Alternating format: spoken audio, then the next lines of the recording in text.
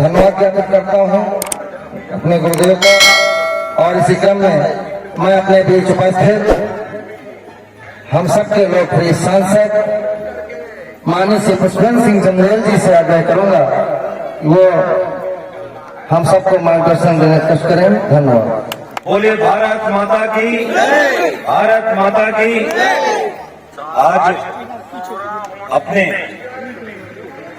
जिला में यहाँ पर उपस्थित विकसित भारत संकल्प यात्रा के तहत जो मोदी की गारंटी की गाड़ी आज आपके यहाँ आई है, उस यात्रा में इस कार्यक्रम के मुख्य अतिथि आपके लोकप्रिय विधायक, भारतीय जनता पार्टी के वरिष्ठ नेता, उत्तर प्रदेश सरकार के जल शक्ति मंत्री आदरणीय श्री रामकेश प्रसाद जी, जिनको उत्तर प्रदेश के मुख्यमंत्री आदरणीय योगी आदित्यनाथ जी ने घर घर नल से पानी पहुंचाने की बहुत बड़ी जिम्मेदारी सौंपी है।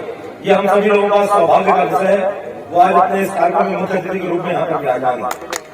हमारे मंडल के अध्यक्ष, जिनके नेतृत्व में हम लोग काम करते हैं अपने मंडल में, हमारे छोटे भाई अमित निगम जी, हमारे यहाँ के लोकप्रिय ब्लॉक प्रमुख प्रतिनिधि श्री अजय प्रताप जी, यहाँ पर उपस्थित आदरणीय श्रीमान रामकृष्ण गुप्ता जी भाई साहब, जो पार्टी के लिए वर्षों से लंबे समय से, उस समय उन्होंने पार्टी के लिए संघर्ष किया, जब बिना किसी स्वार्थ के लंबे समय से अपना पूरा जीवन लगाया। हम लोग जिनसे प्रेरणा लेते हैं, हमारे श्री भानु प्रताप सिंह जी, जिनका आप उदाहरण सुन रहे थे, हमारे पार्टी के वरिष्ठ नेता श्री स्वतंत्र त्रिपाठी जी, श्री दिलीप गुप्ता जी, श्री सुविजय सिंह जी, हमारे परम मित्र, हमारे बहुत घनिष्ठ साथी श्री पवन कुमार निगम जी, जो आपके विद्यालय के इंटर कॉलेज के प्रिंसिपल हैं, हमारे बचपन के साथी हैं, हमारे यहाँ पर उपस्थित श्री शिवविजय सिंह जी, श्री आलोक मिश्रा जी, हमारे गांव की प्रधान, जिनका नाम शायद मुझे सबसे पहले लेना चाहिए था प्रधान नागरिक के तौर पर, हमारी आदरणीय प्रधान जी श्रीमती विद्या देवी जी, श्रीमती कुमार कुशवाहा जी, जो हमारी समूह चलाती हैं, श्री आलोक बाबा जी, हमारे प्रधान जी श्री अंसार जी, श्री इलियास प्रधान जी, श्री वीरेंद्र पटेल जी, श्री अनूप तिवारी जी, श्री राहुल अवस्थी जी, श्री मदन लाल गुप्ता जी, श्री योगेंद्र प्रधान जी, हमारे मानव के प्रधान जी श्री अनूप श्रीवास्तव जी, सुरत मिश्रा जी, कमलेश सोनकर जी, अमित पटेल जी, अनिल सिंह जी, हमारे मुकेश कुशवाहा जी, विष्णु तिवारी जी, शुभ प्रसाद निषाद जी, शैलेन्द्र मिश्रा जी, साजन गुप्ता जी, और हमारे गाँव के, इस गाँव के चिंता के गाँव के विकास के लिए जिसके लिए रथ यहाँ पर आया है, मुझे बड़ी प्रसन्नता हुई कि हमारे माननीय मंत्री जी को चिल्ला के प्रधान के साथ साथ एक एक सदस्य का उनको उनके नाम की जानकारी थी, और उन्होंने, हमने अभी उनसे पूछा तो उन्होंने जानकारी दी, तो मैंने सोचा कि ये बात बहुत बड़ी बात है कि हमारे आदरणीय विधायक जी और आपके मंत्री जी को हमारी ग्राम पंचायत के सभी सदस्य, जो 13 लोगों की टीम है, मैं उनका भी स्वागत करना चाहूंगा। श्री अमरजीत जी, श्री अमरनाथ जी, श्रीमती अनीता जी, श्रीमती जमुना देवी जी, श्रीमती मीना जी, श्रीमती नीलम जी, श्री पुनीत कुमार जी, श्री रघुवीर जी, श्रीमती राजकुमारी जी, श्री राजकुमार जी, श्री संगीत कुमार जी, श्रीमती शिवदेवी जी, उपस्थित गांव के सभी पूजनीय बुजुर्गगण, सभी हमारी पूजनीय माताएं बहनें, हमारे सभी विभागों के सभी सम्मानित अधिकारीगण, हमारे विशेष रूप से हमारे डीआईओ साहब भी यहाँ पे आए हैं, मैं ठीक था पहले ठीक था, हमारे अधिकारीगण, कर्मचारीगण, हमारे पुलिस प्रशासन के सभी लोग, नौजवान साथी भाई बहनों, और विशेष रूप से हमारे सभी पत्रकार बंधु, ये आज का ये कार्यक्रम कोई भाषण का कार्यक्रम नहीं है। ये 2014 में जो देश की जनता ने गुजरात के अनुभवी मुख्यमंत्री, जिन्होंने हिंदुस्तान में गुजरात को 1 नंबर का राज्य बना करके दिखाया था, उनको जब देश के प्रधानमंत्री की पद की जिम्मेवारी सौंपी, उसके पहले जब हम लोग चुनाव में गए, हमारी पार्टी चुनाव में गई, हमारे एक एक कार्यकर्ता था, गांव-गांव में जो नारा लगाया, उस नारे की लाइन आपको हर व्यक्ति की जवाब है, सबका साथ सबका विकास।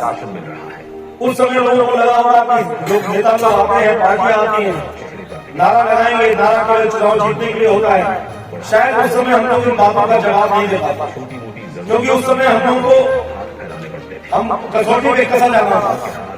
और 2014 में जब नारा लगा कि सबका साथ सबका विकास, तो मैंने खुद भी सोचा कि शायद हम लोग लगा रहे हैं बड़े हृदय से तो काम करेंगे, लेकिन इतना काम आज हो गया, इसकी उम्मीद व्यक्तिगत रूप से मुझको नहीं थी। मुझे भी, मैं प्रत्याशी के रूप में था, मैंने भी वोट मांगे, सब जगह में गया, मैंने भी नारा लगाया, लेकिन मन में कहीं ना कहीं था कि हम लोग करेंगे, लेकिन शायद कहीं ना कहीं कुछ कमी रह जाएगी। लेकिन आज बहुत परम संतोष हम लोगों को है कि मुझे जो जिम्मेवारी आपने 10 साल पहले सौंपी थी, उस जिम्मेवारी उस पार्टी के छोटे से कार्यकर्ता होने के नाते हम लोगों को इस बात की बहुत संतुष्टि है, बहुत प्रसन्नता है कि हमारी पार्टी ने जो नारा लगाया सबका साथ सबका विकास, तो उसको जमीन पर उतार करके दिखाया। और जब उत्तर प्रदेश में आपने योगी जी की सरकार बनाई तो नारा लगा कि न गुंडा राज न भ्रष्टाचार, इन चारों नारों को लेकर के हमारी पार्टी आई। और जब जनता की अदालत में गई तो दोनों देश में और प्रदेश में आपने 2-2 बार सरकार बनाने का काम किया और आपने मजबूत सरकार बनाई, कमजोर सरकार नहीं बनाई। मजबूत सरकार मतलब बड़े मन से, बड़े अंदर से आपने सभी माननीय हमारे विधायक जी को जिताया, सभी हमारे सांसदों को जिताया।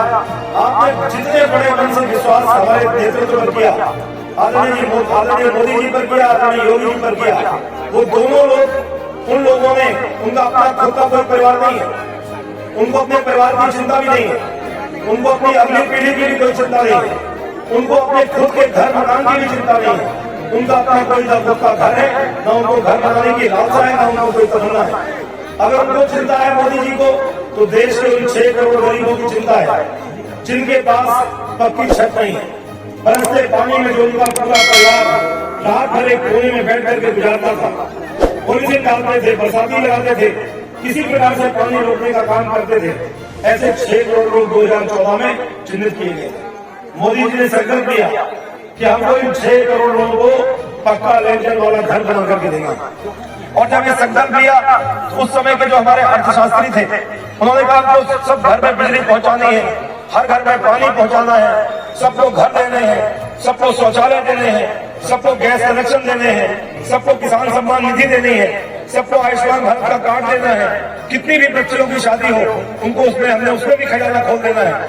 तो उस समय देश के जो अर्थशास्त्री थे, जो विदेशों से पढ़ करके आए थे, हार्वर्ड, कैम्ब्रिज से, MIT से, ऑक्सफोर्ड से पढ़ करके जो आए थे, जो बड़े बड़ी जो हमारी प्रतिस्पर्धा के परीक्षाएं पास करके जब वो अधिकारी बने या अर्थशास्त्री बने या रिजर्व बैंक के गवर्नर बने, उस समय के रिजर्व बैंक के गवर्नर रघुराम राजन जी थे। जब उनको ये जानकारी लगी कि बीजेपी की सरकार, मोदी सरकार देश के एक आदमी को संपन्न बनाना चाहती है, तो उन्होंने कहा, तभी जवान ने कहा, खुल करके कहा, आर्टिकल्स लिखे। और उनके लिखने के कारण से देश में एक वातावरण खराब हुआ कि अनुभवहीन लोग हैं, मोदी जी को पता नहीं है, देश की अर्थव्यवस्था चौपट हो जाएगी, देश बर्बाद हो जाएगा, देश रसातक में चला जाएगा, अनेकों प्रकार की बातें। और जब कोई हार्वर्ड पर पढ़ा हुआ आदमी या विदेश में दुनिया में रह करके आता है और जब अपने जिला में आकर के कोई बात बोलता है, तो हम अपने जो हमारे दादा हैं, बाबा हैं, जिनको अच्छी तरीके से सब कुछ पता है, हम सोचते हैं हमारे दादा को कुछ नहीं पता है, जो विदेश से जो 4 किताबें ज्यादा पढ़ता है इसी को सब कुछ पता है, वही हम लोग फेल हो जाते हैं। और जब उसने बोला, दुनिया का जितना भी मीडिया था, अमेरिका का, यूरोप का, जितने भी अरब कंट्रीज का, उन सब लोगों ने, बड़े बड़े पत्रकारों ने, बड़े बड़े समाचार पत्रों ने, टेलीविजन चैनलों ने जब ये लिखना शुरू किया कि भारत की अर्थव्यवस्था जब बढ़ाने वाली है, रघुराम राजन जी विश्व में अपने रिजर्व बैंक के गवर्नर थे, उन्होंने भी लिखा। और बाद में जब वो यहाँ से हटे तो और खुल करके उन्होंने बोला।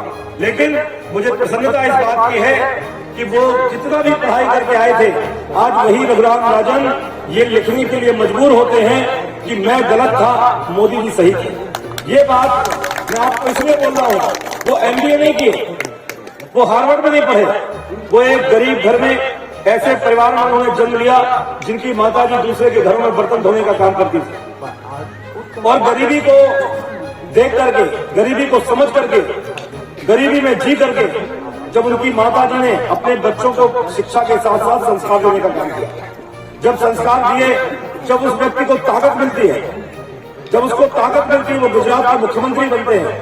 उनके ऊपर कितने भी आरोप प्रत्यारोप कोई लगाए, उन्होंने पूरे गुजरात का चतुर्मुखी विकास किया, बिना किसी भेदभाव को किया, ढंग से किया। और जब देश के प्रधानमंत्री की जिम्मेवारी मिली तो भी पूरे देश के कोने कोने में सभी जगह समानता से काम हो रहा है। आज ये विकसित भारत की जो संकल्प यात्रा की गाड़ी आपके यहाँ आई है, ये देश के एक एक गांव में जा रही है। लोगों ने बोला कि जहां से भाजपा की सरकार है वहां पर विकास करिए, जहां पर जिस गांव में भाजपा जीतती है वहां पर विकास करिए। लोगों ने कहा कि जहां पर जिन प्रदेशों में आपकी कभी सरकार नहीं बननी वहां घर देकर के क्या करेंगे, गैस कनेक्शन देकर के क्या करेंगे। लेकिन मोदी जी ने कहा हम जो लोग बोलते हैं वो करते हैं। हमारा घोषणा पत्र नहीं होता है, हमारा संकल्प पत्र होता है। और केरल में जहां हमारे ना विधायक है ना सांसद है, केरल जैसे प्रदेश में वहां पर भी वैसे ही काम होता है जैसे चिल्ला में काम हो रहा है। बंगाल में, जम्मू कश्मीर में, देश के कोने कोने में, चाहे पहाड़ी क्षेत्र हो, हिमालय की तलहटी हो, चाहे समुद्र का किनारा हो, चाहे उत्तर पूर्व के हमारे राज्य हो, चाहे हमारे राजस्थान का मरुस्थल हो, चाहे चाइना का बॉर्डर हो, चाहे पाकिस्तान का बॉर्डर हो, चाहे म्यांमार का बॉर्डर हो, पूरे देश के कोने कोने में, अंतिम पंक्ति में, अंतिम गांव में जो व्यक्ति बैठा है उसको भी आवास मिल रहा है। और केवल आवास नहीं मिल रहा है, किस धर्म का है, किस जाति का है, कहां से आया, किस पार्टी का, इससे कोई लेना देना नहीं। लेना देना है तो केवल एक बात से है कि देश के एक एक आदमी को गरीबी से दूर उठा करके उसको सम्मान दिलाना है। जब भारत का 140 करोड़ लोगों का सम्मान बढ़ेगा, जीवन जीने का स्तर बढ़ेगा, उनकी जो बच्चे हैं जो वो बड़े बड़े सपने देखेंगे, उनके सपने जब पूरे होने लगेंगे, वो दुनिया में जाकर के भारत का परचम लहराएंगे, तब 2047 पर दुनिया में भारत का डंका बजना शुरू होगा। मोदी जी केवल इसी के लिए काम कर रहे हैं, दूसरा कोई एजेंडा नहीं है उनको, उनकी कोई उनका पर्सनल एजेंडा नहीं है, केवल उनको पद की भी चाय नहीं। मैं ईमानदारी की बात बता रहा हूं, उनको पद की चाय नहीं, उनको प्रधानमंत्री रहने का कोई बहुत शौक नहीं, वो वहां कोई आराम फरमाने नहीं आए। एक व्यक्ति जो आज 72-73 साल की आयु में है, जब वो 62-63 वर्ष की उम्र में प्रधानमंत्री बनते हैं, उसके बाद एक भी दिन छुट्टी नहीं ली, एक भी दिन घूमने नहीं गए, एक भी दिन बीमार नहीं पड़े, एक भी दिन थके नहीं, रुके नहीं, रात दिन 24 घंटे। जब पूरे देश को बोलते हैं कि मेरे परिवारजनों, तो विपक्षी लोगों को लगता है कि पॉलिटिकल बात है। लेकिन जब पूरे देश के लोग परिवार का सदस्य मानते हैं, तभी उनको कभी खुद को खांसी भी नहीं आती, जुकाम भी नहीं होता, बुखार भी नहीं आता। 140 करोड़ लोगों का ये आशीर्वाद है। हमारी जो माता जी लोग बैठे हैं, हमारे पूजनीय माता जी, पूजनीय बुजुर्ग लोग जो बैठे हैं, उनको भी लगता होगा कि हमारे आंखों के सामने देश विकसित हो जाए, हमारे बेटे बहू पक्के घर में रहे, हमारी बहू को दूसरे खेत में शौचालय के लिए न जाना पड़े, हमारी बिटिया को किसी दूसरे खेत किसी हैंडपंप पर पानी लेने न जाना पड़े, हमको रात में लालटेन जला करके हमारे बच्चों को पढ़ना न पड़े। जितने स्वप्न आपकी बातों में, आंखों में आते थे कि कभी दूर होगा क्या, ये सब चीजें धीरे धीरे दूर हुई। मैं आपको इसलिए विस्तार से बता रहा हूँ।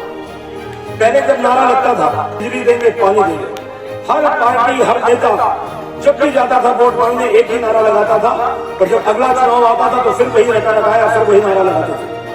देश में मैं आपको दो चीजों में आपको बताना चाहता हूँ। विकास की बात अगर कर रहा हूँ तो मैं ऐसे कर रहा हूँ, और विचारधारा की बात करूंगा तो वो भी आपको बता रहा हूँ। विकास की बात हुई, भारतीय जनता पार्टी की पहली बार सरकार बनी, श्रद्धेय अटल बिहारी वाजपेयी जी देश के प्रधानमंत्री बने। उन्होंने कहा कि हम सड़क, बिजली, पानी जो नारा सुनते हुए बड़े हुए हैं, हमको सब काम कर पाए न कर पाए, लेकिन सबसे पहले देश के एक एक गांव को पक्की सड़क से जोड़ना है। और आपने देखा पहली बार देश का एक एक गांव पक्की सड़क से जुड़ गया।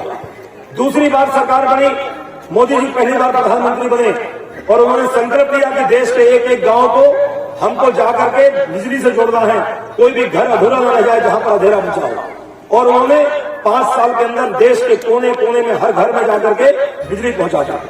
और लोगों ने कई ऐसे उदाहरण है, लंबा समय लगेगा बड़ा, मैं आपको एक ऐसी बात बताता कि आपके रुक में खड़े हो जाता। एक गांव बम्बई के पास है, समुद्र के बीच में एक टापू है, वहां पर 700 लोग रहते हैं।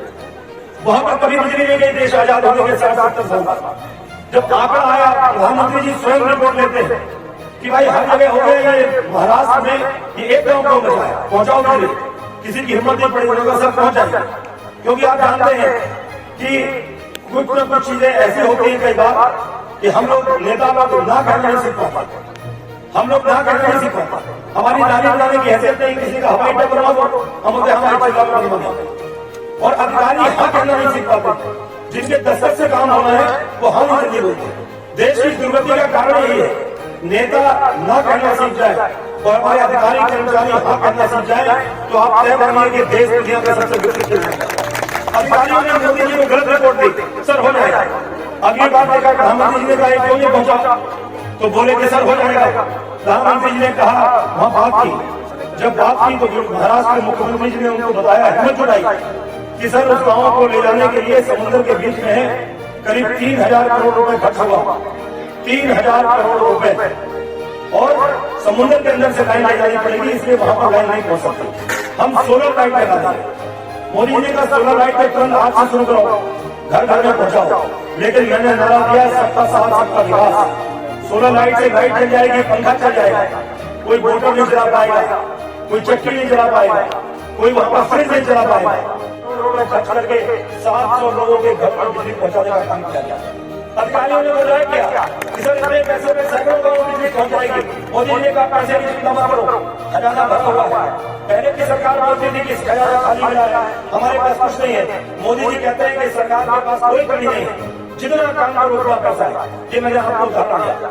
और इस बार दूसरी बार आपने मोदी जी को प्रधानमंत्री बनाया, तीसरी बार भारतीय जनता पार्टी की सरकार बनी, तो आपने देखा मोदी जी ने देश के एक घर में पाइपलाइन से पानी पहुंचाने का काम किया, जिसकी बड़ी जिम्मेवारी उत्तर प्रदेश की आदरणीय श्रीमान रामकेश प्रसाद जी। ये हम लोग की गर्व की बात है कि हमारे तिलवारी के लोकप्रिय विधायक जो गांव गांव जगह जगह हजारों लाखों कार्यकर्ताओं से मिल करके लंबे समय से काम करने के आती है, उनकी क्षमता को जान करके उनको जिम्मेवारी सौंपी गई। और अभी तीसरी बार मोदी जी की सरकार में देश के एक एक घर में जाकर के पाइपलाइन से पानी पहुंचाया। अब ये सड़क और बिजली और पानी तीनों समस्याओं का समाधान हो गया। अब विपक्षी क्या करेंगे? अब विपक्षी बोलेंगे मोदी हटाओ, मोदी खा जाएगा, मोदी मुसलमानों को खा जाएगा, मोदी इनको खा जाएगा, मोदी इन लोगों को गड़बड़ कर देगा। हर बड़ी बातें करते हैं। पाकिस्तान से ज्यादा अच्छी, लाख गुना ज्यादा स्थिति में हिंदुस्तान में मुसलमान रहते हैं। हमारे यहाँ भी कई हमारे मुस्लिम बंधु होंगे, सब लोग हैं। आज टेलीविजन में आप देखते हैं, वहां पर राशन खरीदने लोग जब जाते हैं तो पुलिस लगानी पड़ती है, मारकाट मची हुई है, जमीन और जेवर बेच करके लोग राशन खरीद रहे हैं कि हम जिंदा नहीं रहेंगे, हमारे बच्चे बचेंगे नहीं, तो मकान बना क्या करेंगे? और हमारे हिंदुस्तान में 80 करोड़ परिवारों को निःशुल्क फ्री में राशन दिया जा रहा है, फ्री में राशन दिया जा रहा है। और आगे 5 साल में फिर देकर घोषित कर दिया गया। पूरी दुनिया के अर्थशास्त्री परेशान है कि मोदी क्या है, मोदी क्या है, क्या चीज है। तो उनकी अगर हिम्मत अगर उनकी बढ़ रही है, उनका हौसला बढ़ रहा है, वो भी मानते हैं कि 140 करोड़ लोगों की शुभकामनाएं हैं कि काम ठीक तरीके से चल रहा है। आप किसी योजना की चिंता मत करिए। अगर घर दिया तो शौचालय भी दिया, शौचालय दिया तो बिजली भी दी, बिजली दी तो पानी भी दिया, पानी आपको मिल जाएगा, फिर गैस का चूल्हा भी दिया कि बिल ढूंढने पड़े। अगर आपका राशन का कमरा खाली है तो फ्री में राशन भी दिया। उसके बाद मोदी जी ने सोचा हम सब कुछ दे देंगे। अगर दुर्भाग्य से कोई बीमार पड़ गया तो घर भी बिक जाएगा, मकान बिक जाएगा, माता जी का जेवर बिक जाएगा, बेटी की शादी अच्छे घर नहीं हो पाएगी, बेटे का भविष्य नहीं बन पाएगा। और बीमारी में कुछ लोग, हमारे परिवार के लोग बीमारी में सब कुछ तहस हो जाएगा, इसकी धराया बेकार हो जाएगा। तो मोदी जी ने कहा हम सबको 5 लाख रुपए का निःशुल्क आयुष्मान भारत कार्ड देंगे एक परिवार के इलाज के लिए। ये हम लोगों ने नहीं सोचा था, कम से कम मैंने भी नहीं सोचा था कि हिंदुस्तान में जल्दी हो पाएगा। ये छोटी आबादी के जो देश होते हैं, आज हिंदुस्तान की जो आपस में एक दूसरे से संबंध खराब होगा। हम चुनाव में लोकसभा चुनाव लड़ने आए, हमने कहा इस घर का जो झंडा बसपा का लगा था, वहाँ सपा का लगा था, ये हमारे साथ नहीं थे, इनको घर न मिले, इनको सिलेंडर न मिले, इनका लड़का छोटे मुकदमे में फंसा दिया जाए। अगर इस निकम्मेपन की सोच से अगर सोच के हम लोग काम करेंगे, चिल्ला अच्छा होगा कभी? प्रधानी का चुनाव आएगा, हमारे कई पूर्व प्रधान यहाँ बैठे होंगे, कई वर्तमान प्रधान यहाँ बैठे हैं, कुछ जो चुनाव लड़े होंगे सफल नहीं हो, वो भी बैठे होंगे। वो सोचेंगे कि भाई इसने हमको वोट नहीं दिया था, इसका मकान ना बन पाए। वो लोग कहेंगे कि इसका मकान बन रहा है, ये प्रधान जी के साथ बैठा, इसको अंदर लगा दो, इसके लोगों के पास टेलीविजन भी है, फोटोग्राफी भी अच्छा था कि घर पक्का मकान है। जब इस बुरे मन से काम अगर हम लोग करेंगे तो कभी भी हमारा देश कभी तरक्की नहीं कर पाएगा। मैं आपके चरणों में निवेदन करके अपनी बात पूरी करता हूँ। कोई भी व्यक्ति हो, किसी को कोई योजना मिल रही है, हम लोग दिलवा पाए ना दिलवा पाए कोई फर्क नहीं पड़ता। हम लोग बैठे हैं नहीं दिलवा पाएंगे कोई बात नहीं, आप लोग बैठे हैं नहीं दिलवा पाएंगे कोई बात नहीं। सब डिजिटल इंडिया का जमाना है, सब आपके आंकड़े आधार कार्ड से लिंक है, आपका सब कुछ लिंक है। आगे जो सरकार बनेगी, तीसरी बात 100% बननी है, कोई डाउट नहीं है। मोदी जी देश के प्रधानमंत्री तीसरी बार बनेंगे। जब वो सरकार बनेगी, ऐसा सिस्टम बनने जा रहा है कि जैसे अब आजकल डायरेक्ट दवाया सब कुछ जानकारी में आ जाता है, बिचौलिए खत्म हो जाएंगे। बिचौलियों की जेबों में जो पैसा जा रहा था वही पैसा सरकार के खजाने में जा रहा था, वही लौट के आ रहा है। तो मेरा कहने का तात्पर्य है, किसी को कुछ काम हम लोग करवा पाए ना करवा पाए चलेगा। मुझे आपने सांसद बनाया, मैं आपको घर न दिलवा पाऊँ, सिलेंडर न दिलवा पाऊँ, आप माफ कर दोगे, नहीं दिलवाया कोई बात नहीं। लेकिन अगर किसी एक आदमी को आपके दुश्मन को भी मिलता होगा, जिसके घर में पानी का मुद्दा है रात में, जो रात भर जाकर के उजाड़ता है, अगर एक आदमी का भी किसी नेता ने, अधिकारी या कर्मचारी ने अगर उसका घर छीन लिया, मैं दावे के साथ कहता हूँ उसकी पीढ़ियां बर्बाद हो जाएंगी। कभी भी उसका खड़ा नहीं। हमारी आपकी जिम्मेवारी बनती है, देश में जितने भी नागरिक हैं, हम लोग परिवार के सदस्य हैं, जब तक देश का एक एक आदमी खुशहाल नहीं होगा, अमेरिका वाले आंकड़ा बनाएंगे, देखेंगे कह रहे हिंदुस्तान में जितने लोग गरीब हैं, ये देश गरीब है। जिस दिन सब लोग गरीबी से ऊपर उठ जाएंगे, तब देश का नाम होता है, तब देश की ताकत बढ़ती है। मैं आपसे निवेदन करने आया हूं, अगर आप चाहते हैं कि भारत माता परम ग्रहों पर पहुंचे और दुनिया में भारत का नाम बढ़े, भारतवासियों का सम्मान बढ़े, आज भारत का पासपोर्ट लेकर के कोई भी आदमी दुनिया में जहां भी जाता है, उसकी इज्जत ज्यादा है। चाहे हमारे यहाँ का कोई भी हो, हिंदू हो, क्रिश्चियन हो, सिख हो, मुस्लिम हो, बौद्ध हो, जैन हो, कोई भी जाए, जो भी जाता है इंडियन पासपोर्ट होल्डर अमेरिका में उतर जाए, चाहे लंदन चला जाए, चाहे कहीं अरब कंट्रीज में चला जाए, वहां पर जब निकलते हैं तो देखते हैं भारत की अशोक की रात जब देखता है तो बोलता है जिम्मेवार नागरिक है, जिम्मेवार देश का नागरिक है, उसको वीजा भी मिलता है, उसका भविष्य भी मिलता है। आज पाकिस्तान का पासपोर्ट लेकर के लोग रो रहे हैं, वहां के प्रतिभाशाली लोग, अच्छे बच्चे, अच्छी बहनें हमारी वहां की, जो दुनिया को बहुत कुछ दे सकती है, वो भी कोविड का टीका बना सकती थी, वो भी बहुत बड़े बड़े प्रयोग कर सकती थी, लेकिन क्योंकि पाकिस्तान की निकम्मेपन की हरकतों के कारण से पाकिस्तान का जो पासपोर्ट लेकर के आज दुनिया में जाता है, उसको संदेह की निगाह से देखा जाता है। ये बात मैं आपको बता रहा हूँ कि भारत का कितना सम्मान रहा है केवल एक मजबूत सरकार देने से, मोदी जी जैसा नेतृत्व देने से। विरोध भी होगा, नारेबाजी भी होगी, कुछ भी हो सकता है, वो बना रहे, लेकिन चुनाव का परिणाम आना बात की बात है। जिस दिन पेटी सील हो जाए, मत पेटी जाके स्ट्रॉन्ग रूम में बंद हो गई, हमारा आपका दुनिया का सबका विवाद खत्म हो जाना चाहिए। उसके बाद जो भी जीतेगा, जो भी हारेगा, सबका धर्म है, सबने वोट दिया है, सब लोग मिले, सबका उद्देश्य एक है, वही उद्देश्य को पूरा करें, सबकी मदद करें। यही गरीब कल्याण योजना अगर सरकार चलाएगी, क्योंकि ये सरकार गरीबों को समर्पित है, इसलिए आपके यहाँ मोदी की गारंटी की गाड़ी आई है। हम सब लोग इसका पूरा लाभ लें, जो जिस योजना से वंचित है उनको इसका लाभ मिले, जो नहीं ले पा रहे हैं, नहीं समझ पा रहे हैं कि हम लोग जो ले सके वो मदद करें। यही निवेदन करते हुए अपनी बात पूरी करता हूँ। जय जय। बहुत बहुत धन्यवाद माननीय सांसद महोदय।